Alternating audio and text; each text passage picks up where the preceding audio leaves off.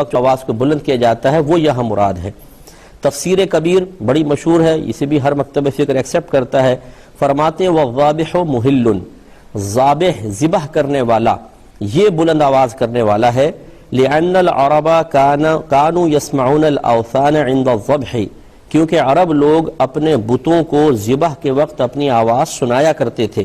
وَيَرْفَعُونَ أَصْوَاتَهُمْ بِذِكْرِهَا، اور وہ اپنی آوازوں کو ان بتوں کے ذکر کے وقت بلند کیا کرتے تھے۔ تفسیر ابن کثیر اس کو بھی بہت مشہور تفسیر ہے، یہ فرماتے ہیں وَهُوَ مَا ذُبِحَ عَلَى غَيْرِ اسْمِهِ تَعَالَى مِنَ الْأَنصَابِ وَالْأَنْدَادِ، اور وہ اس سے مراد وہ جانور ہے کہ جسے اللہ تبارک و تعالیٰ کے غیر کے نام پر ذبح کیا گیا ہو، بتوں کے لیے یا شرکاء کے لیے۔ اور تفسیر خازن میں ہے کہ یعنی وَمَا ذُبِحَ لِلْأَصْنَامِ وَالطَّوَاغِيتِ، یعنی اس سے مراد وہ جانور ہے جسے بتوں اور شیاطین کے لیے ذبح کیا گیا ہو۔ تفسیر کشاف علامہ زمخشری کی بڑی مشہور تفسیر ہے، اے رفع بہ الصوت للصنم، یعنی وہ جانور مراد ہے کہ بت کے لیے جس پر آواز کو بلند کیا گیا ہو۔ وَذَلِكَ قَوْلُ أَهْلِ الْجَاهِلِيَّةِ، اور یہ اہل جاہلیت کا قول ہوتا تھا، بِاسْمِ اللات والعزى، یعنی اس طرح کہتے تھے لات کے نام کے ساتھ، عزا کے نام کے ساتھ۔ تفسیر طبری میں ہے وَمَا ذُبِحَ لِلْآلِهَةِ وَالْأَوْثَانِ، وہ جانور مراد ہے جسے بتوں کے لیے اور اپنے خداؤں کے لیے وہ لوگ ذبح کیا کرتے تھے۔ یہ میں نے آپ کو 8-10 تفسیر کے حوالے دے دیے کہ یہاں ماں سے مراد یہ نیاز وغیرہ تو ہے ہی نہیں۔ اب اسے اس طرح کھانے کے لیے استعمال کرنا، اس کی شرعی حیثیت کیا ہے، یہ اس سے پوچھا جائے کہ جو غلط طریقے سے ان آیات کو ان کے لیے استعمال کر رہا ہے۔ اگر کوئی کہتا ہے کہ جی یہ تو اصل میں مفسرین نے لکھ دیا نا کہ ماں سے مراد ذبیحہ ہے، ماں کا مطلب ہوتا ہے تو جو، اور جو سے مراد پھر ہر شے ہے جس پہ غیر اللہ کا نام لیا جائے وہ حرام ہو جاتی ہے، اس کا جواب میں دیتا ہوں۔ تو اب اگر کوئی کہے کہ جی یہ ہمیں مفسرین کو ہم رد کرتے ہیں، بالکل بڑے بڑے اکابرین جو سن 3 ہجری سن 4 ہجری کے ہیں انہیں سمجھ میں نہیں آئی، یہ 15ویں صدی ہجری کے اندر سمجھ میں آنا شروع ہوا کہ یہاں ماں سے مراد ذبیحہ نہیں ہے بلکہ اور چیزیں ہیں۔ چلے اگر آپ کی یہ بھی آپ کی تعویل قبول کر لی جائے کہ ماں سے مراد ہر وہ شے ہے جس پہ غیر اللہ کا نام پکارا گیا ہو، تو میں آپ سے پوچھتا ہوں اگر آپ قربانی کا جانور لے کر آئیں اور کوئی پوچھے یہ کس کا جانور ہے، اب بتائیں اس پہ اللہ کا نام لیں گے یا غیر اللہ کا؟ اگر آپ کہتے ہیں کہ جی میرا جانور ہے، چودھری اکرم صاحب کا جانور ہے، تو آپ نے اس پر غیر اللہ کا نام پکار دیا، جانور حرام ہوگا۔ اگر آپ کہیں کہ نہیں یہ تو صرف ایک شناخت کے لیے بیان کیا گیا، اصل میں تو جانور اللہ کے لیے ہی ذبح کریں گے، تو پھر اس کھانے کے اندر کیا پرابلم ہے؟ اس کھانے میں جو نیاز کھلائی جاتی ہے، اس میں یاد رکھیں مسلمانوں کا بنیادی نظریہ اور عقیدہ یہی ہوتا ہے، ان کی سوچ اور فکر یہ ہوتی ہے کہ کھانا صرف اللہ کے لیے ہوگا، اللہ تعالیٰ کی بارگاہ سے ہی ثواب ملے گا، اللہ تعالیٰ کا ہی قرب حاصل کرنا مقصود ہے،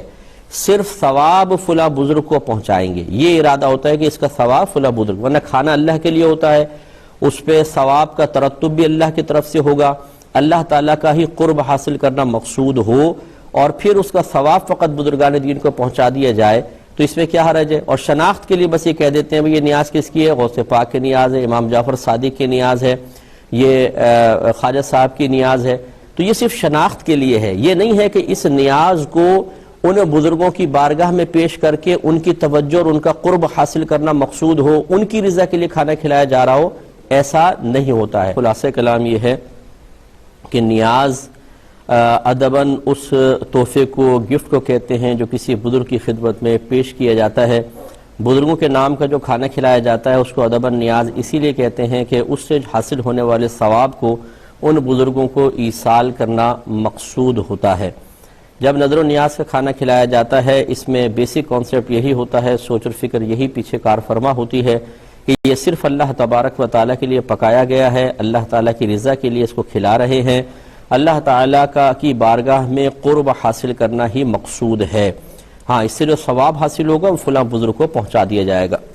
اور صرف پہچان کے لیے کہا جاتا ہے کہ یہ فلاں بزرگ کی نیاز ہے۔ یہاں یہ کوئی تصور نہیں ہوتا کہ اس کھانے کو ہم اس بزرگ کی رضا کے لیے کھلا رہے ہیں، اس بزرگ کو کہ بارگاہ میں مقرب ہونے کے لیے کھلا رہے ہیں، ایسا کچھ بھی نہیں ہوتا ہے۔ اور یہ بعض اوقات کھانا آپ نے دیکھا ہوگا سامنے رکھتے ہیں اور اس پہ قرآن وغیرہ پڑھتے ہیں، اور مخصوص قرآن کا ایک حصہ ہوتا ہے جو پڑھا جاتا ہے۔ تو پہلی بات تو یہ ہے کہ نہ کھانا سامنے رکھنا واجب ہے، نہ قرآن کا کوئی مخصوص حصہ پڑھنا لازم ہے۔ یہ ہمارے عرف میں رائج ہو گیا ہے، اور رائج ہونے والی کوئی شے اگر فی نفسہ ممنوع نہ ہو اور اس کو لازم و ضروری بھی نہ سمجھا جائے تو اس میں شرعاً کوئی حرج نہیں ہے۔ وما رأى المؤمنون حسنا فهو عند اللہ حسن، نبی کریم صلی اللہ علیہ وسلم فرماتے ہیں کہ جو مومنوں کے نزدیک اچھا ہے وہ اللہ تبارک و تعالیٰ کے نزدیک بھی اچھا ہے۔ پھر بھی رکھتے کیوں ہیں میں عرض کرتا ہوں ایک کال لینے کے بعد۔ السلام علیکم۔ تو اب دیکھیے جو نیاز کا کھانا مختصر سا سامنے رکھا جاتا ہے، اس میں جو مسلمان نیت کرتے ہیں وہ یہی ہوتی ہے کہ نبی کریم صلی اللہ علیہ وسلم نے کھانا بڑھانے کے جو معجزات ظاہر فرمائے اس میں آپ نے ایسا ہی کیا کہ کھانا سامنے رکھا